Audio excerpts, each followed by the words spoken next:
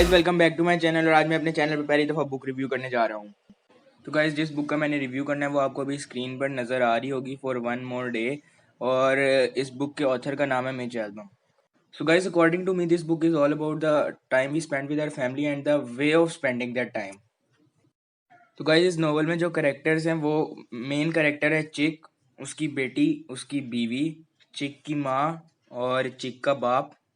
और इस नॉवल में डिफरेंट सेगमेंट्स हैं और उसमें ये बताया हुआ कि the times that Chick's mother stood for him and Chick stood for his mother. तो मैंने भी जो पीछे बताए हैं वो सिर्फ सेगमेंट्स थे और मेन स्टोरी जो नॉवल की है वो इसके साथ साथ चल रही है।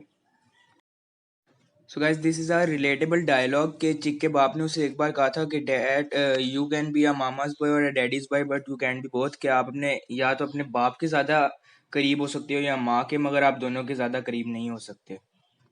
So guys this is another relatable dialogue. इसमें चिक की माँ ने उसे एक पॉइंट पे कहा था कि there is an age when children become embarrassed of their parents. कि एक उम्र होती है कि बच्चों को अपने माँ बाप की हरकत की वजह से शर्म आने लग जाती है, हालांकि वो सही कर रहे होते हैं। और इस बात से काफ़ी ज़्यादा यंगस्टर्स रिलेट कर सकते हैं। तो गाइज नोवेल की स्टार्टिंग यहाँ से तो नहीं है, मगर मैं आपको एक पैटर्न, एक रिदम के साथ एक्सप्लेन करना चाहता हूँ इस नोवेल को। तो इस वजह से मैं थोड़ा सा आगे से स्टार्ट कर रहा हूँ और पीछे से हम कैचअप कर लेंगे बाद में। तो चिक की फैमिली होती है, वो अपनी बीवी, अपनी माँ और अपनी बेटी के साथ रहता होता है।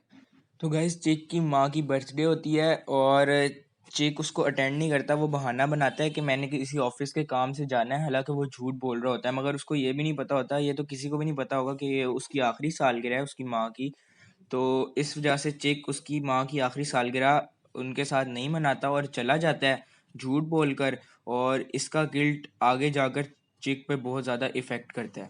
After the death of his mother चिक बिकम एन एडिक्टेड पर्सन। वो नशों पे लग जाता है और वो हर वक्त नशे में रहता है, क्योंकि उसके अंदर एक गिल्ट होता है कि उसने अपनी माँ के साथ उसकी आखिरी सालगिरह नहीं मनाई और वो उनको छोड़कर चला गया है झूठ बोलकर। इस वजह से और उसको माँ के अपने गुजरने का सदमा भी लगता है, इस वजह से वो नशों की तरफ आ जाता है। तो जैसा कि मैंने बताया आपको कि चिक की फैमिली होती है और उस फैमिली को सपोर्ट करने के लिए चिक काम भी करता होता है। और उसकी नशे की आदत की वजह से, जो कि अब उसके चेहरे से पता चल रहा होता है कि ये नशे में है, उसको छुपाने के लिए चिक डिफरेंट पिल्स इस्तेमाल करता है और ज़्यादातर वो नशे की हालत में ही रहता है और इस तरह वो अपने ऑफिस में काम करता है।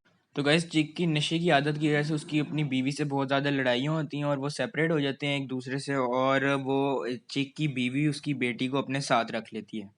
गाइस चिक को अपनी लाइफ में एक और शौक उस वक्त मिलता है जब उसकी बेटी की शादी उसको बताए बगैर फिक्स कर दी जाती है। और उसको ये उस वक्त पता चलता है कि जब वो अपनी बेटी की शादी से एक दिन पहले चिक को ये पता चलता है। और चिक उस वक्त बहुत बुरी हालत में होता है क्योंकि उसकी बेटी की शादी उससे बगैर बताए बगैर ही उन लोगों ने फिक्स कर दी होती है, उसकी बीवी ने। इस वजह से चिक को इसका और भी ज़्यादा दुख होता है और वो पूरी तरह से अंदर से टूट जाता है। तो गाइस चिक अपनी बेटी की शादी की खबर सुनकर बहुत ज़्यादा उदास हो जाता है और वो अपने पेपर वाइल बीच में, जो उसका पहले आबाई इलाका था, वहाँ वापस जाने का इरादा करता है। और वो बहुत ज़्यादा उस वक्त नशे की हालत में होता है और वो बहुत ज़्यादा ओवर स्पीडिंग कर रहा होता है, बहुत तेज़ गाड़ी चला रहा होता है। तो गाइस नशे की हालत में होने की वजह से और तेज़ गाड़ी चलाने की वजह से चिक का एक ट्रक के साथ एक्सीडेंट हो जाता है। और फिर जब चिक थोड़ा सा होश में आता है तो वो देखता है कि ट्रक ड्राइवर मर चुका है और वो हैरान हो रहा होता है कि वो जिंदा कैसे बच गया। और वो इसलिए भी और वो टेंस हो जाता है कि उसने एक ट्रक ड्राइवर को मार दिया है।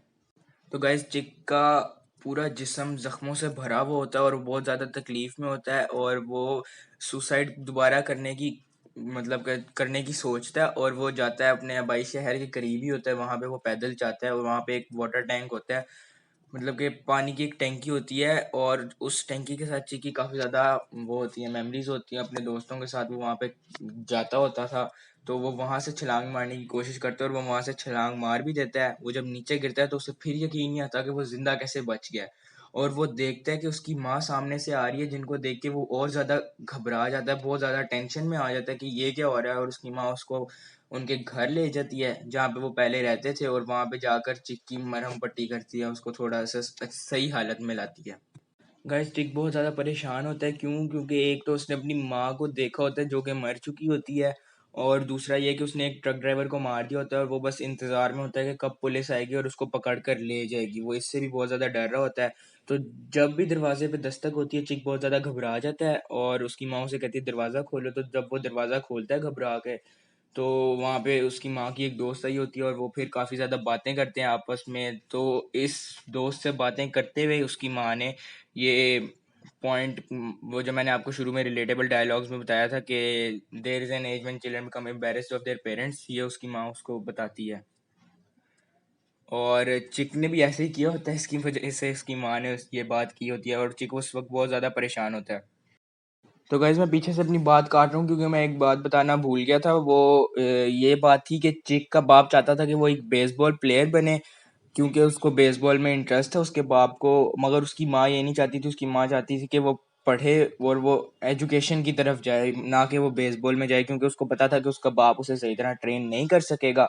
इस वजह से उसकी माँ ये चाहती थी। मगर चिक जो था अपने बाप का बेटा था, वो अपने बाप की हर बात मानता था और वो अपने माँ के ज़्यादा क्लोज भी नहीं था। हालांकि उसकी माँ उसके ज़्यादा भला चाहती थी उसके बाप से। इस वजह से ये बात मैंने आपको बताई नहीं थी, अब मैंने ये बात आपको बता दी है।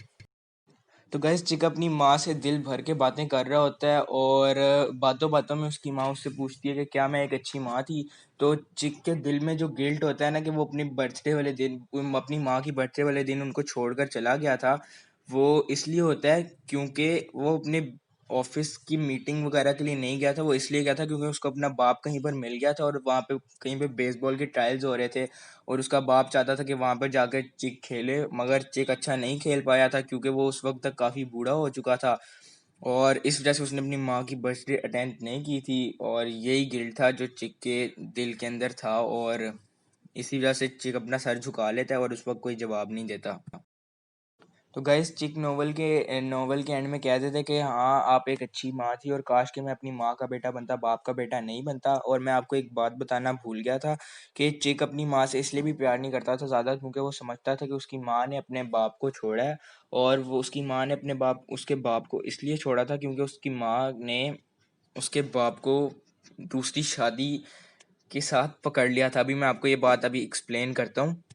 तो गाइस चिक का बाप एक पब का ओनर था और उसने अपने फैमिली को बताया हुआ था कि उसने दूसरे शहर में भी इस पब की एक ब्रांच खोली है। इस वजह से वो हर हफ्ते में जाता था 2-4 दिन दूसरे शहर में रहने के लिए।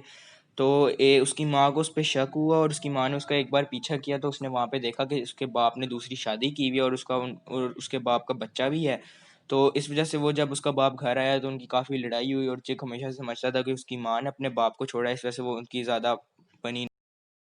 तो गाइज़ ये सारा जो चिक अपनी माँ से मिलता है और वो जो टेंशन में होता है वो सारी बातें चिक अपने ख्वाब में देख रहा होता है। असल में वो हॉस्पिटलाइज्ड होता है, वो अपने एक्सीडेंट की जगह पर ही पाया जाता है। और मैं इसमें जो है चिक की अपनी माँ से पार्टिंग वो मैं आपको बता नहीं रहा क्योंकि वो बहुत ज़्यादा एक इमोशनल सीन है और मैं एक अच्छा स्टोरी टेलर नहीं हूँ, मैं उसको सारा इमोशन ख़राब कर दूंगा। इस वजह से मैं वो बात मैं आपको बता नहीं रहा क्योंकि मैंने उस बात में इतने इमोशंस में डाल नहीं सकता जितनी वो इमोशनल बात है।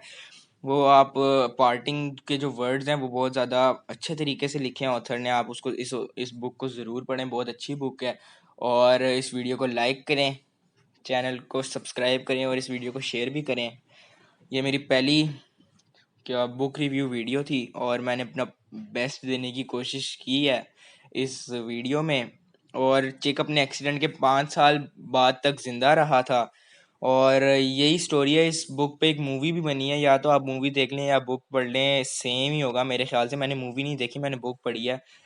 तो बस अभी इस वीडियो के लिए इतना ही है, अगली वीडियो में आपसे मिलते हैं, तब तक के लिए अल्लाह हाफिज़।